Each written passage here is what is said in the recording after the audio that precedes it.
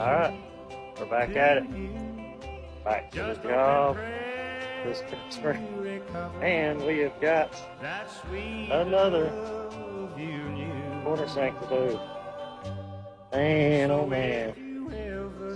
Got that one done earlier this week. Which one? Yeah, that one. And we're fixing to do another. I reckon we got another bucket coming too, so it's corner shank week. Let's get it.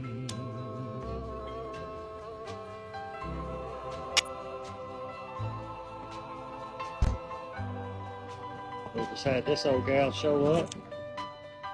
Look at them beautiful views. Anyways, bunch of gals and bunch of welding. What can you say when your lover becomes a stranger to you? Just hope and pray